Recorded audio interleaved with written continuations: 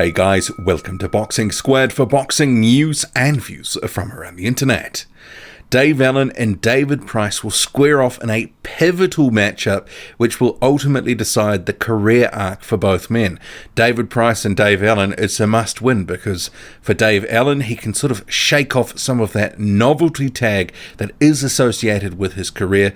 A lot of fans see him as a guy who's a very likable fighter, but someone who maybe doesn't have the talent to reach the top. But he's been turning some heads with some more recent performances, getting some decent looking wins against Lucas Browne in particular, his most recent fight, and now he's looking to take out David Price, who himself is looking to sort of rebound from some disappointments in his career.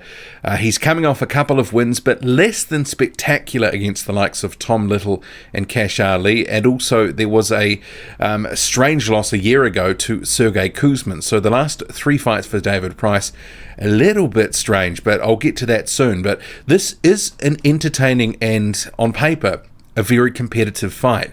The weigh-in here, we'll start with that. So this is my final thoughts video. One of these things where I'd been meaning to get to this sort of video earlier in the week ahead of fight night, but I've run out of runway, so this is all cobbled together. But the weigh-in, Dave Allen, 241 pounds. He looks in really good shape. This was, Dave Allen is actually putting in the effort now in training. He's been working with Darren Barker, having proper camps. This is the second or third camp with Barker now, so hopefully we will, in this fight, see some of the influence of Barker coming through, that Dave Allen will maybe be a bit more defensively responsible. Maybe we'll see a few extra things on offense, as opposed to, as David Price has said in this build-up, that Dave Allen has got slow feet. He plods forward in a methodical manner, and that's effectively who Dave Allen is. He absorbs punishment and eventually will let his hands go, and that's something that Dave Allen in his career hasn't done enough. Let his hands go. In the past year, when he has let his hands go against the likes of Nick Webb, Lucas Browne, Samir Nebo, he's actually managed to really hurt them and get the job done. Other fights earlier in his career, Luis Ortiz and Dillian Whyte, for example, it kind of resembled a walking heavy bag. And maybe Dave Allen is always going to be limited to some extent. Maybe Darren Barker can only polish him up so much. Dave Allen potentially will always be pretty much what he is. But he's 27, so maybe there's some scope to grow. But he was 241 pounds on the scale, and that is actually his lightest weight since Lenroy Thomas, that rematch in 2018. That was in March 2018. That one ended early on cuts, and that sort of ended up having a bit of a spiral effect for Dave Allen at the time after that Thomas fight. He trained so hard with that one for it to all end early in that fight, and it sort of led to a bit of a spiral, and he took on that Tony Yoka fight mid last year. He put on weight. It didn't look like he really wanted to be there. He talked about retiring. He got handily beaten by Yoka, who stopped him on his feet. But then it all turned around. It's really been a rags to riches sort of story in the past year. A remarkable sort of story for Dave Allen. You think where he came from. He was talking about retirement. He took that Nick Webb fight, like the Tony Yoka one, on extremely short notice. He upsets the unbeaten Nick Webb, and now we find ourselves a year later. He's the chief support on this Dillian Whyte pay-per-view card with Oscar Rivas. Allen and Price are the chief support. I actually thought it was going to be Chisora and Spilka, but maybe this is recognising Dave Allen where he's come from and giving him sort of a bit of credit and respect for what they've done, because I actually think the Chisora Spilka one, on paper at least, is a better fight. David Price, for me, is sort of shot to pieces, but that doesn't mean that he can't beat Dave Allen. But Price himself, he was 257 pounds on the scale, and for David Price, that's actually not too bad. That he has been coming in heavier for some of his fights in the past couple of years, notably 275 pounds for Christian Hammer a couple of years ago, 258 for Kamil Sokolowski. He has been a little bit lighter in recent times. Cash Ali and Tom Little, he was 252 and 253 respectively. And I guess the concern with David Price is not necessarily the weight so much, it's whether he can just go the rounds, because he just seems to gas out after 3 or 4 rounds, 5 rounds. It all seems to just go downhill. Even in that Cash Ali fight, he just admitted in the fighter meeting the other day, when he was talked about this fight, that he was feeling like he was winning that fight, but it's one of these things, he puts pressure on himself to win every second of every round, and he knew that he was starting to gas out after 5 rounds. And obviously that one ended in bizarre circumstances with Cash Ali disqualified for biting Price multiple times. In that round, that final round, Cash Ali probably his best round of that fight before David Price comes back and hurts Cash Ali with, I think it was a hook, but he hurt Cash Ali, and that sort of ended that final sequence where Ali effectively crash tackled him and bit him to the stomach. But David Price, he did actually, in some of these interviews in Fight Week, sort of expand on some of his sort of take on his career at the moment and his flaws, and he's very open about this now, and he says he doesn't feel the pressure like he used to, and he said actually that the hype earlier on in his career had actually outstripped his achievements.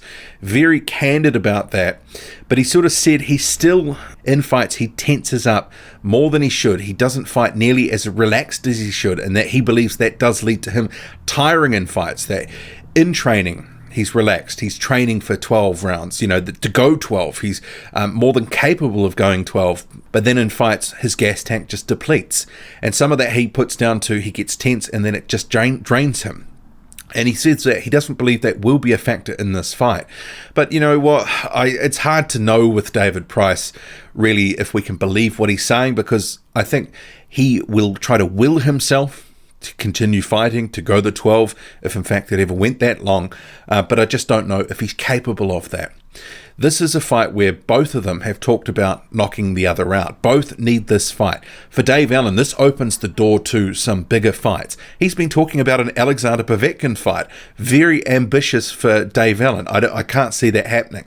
For David Price, if he loses to Dave Allen, who's still regarded as a gatekeeper or high-level journeyman. After all, he's got multiple losses on his record. He's trying to rehabilitate his career as Dave Allen and maximize his potential and where he can go in the division. But at the moment, it sort of seems that Dave Allen is the guy that has the momentum, that is on the rise. And out of the two, given that Allen is so durable, for me, it's hard to see David Price winning this fight.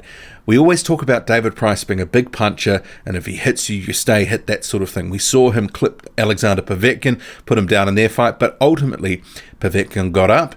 David Price ended up getting taken out.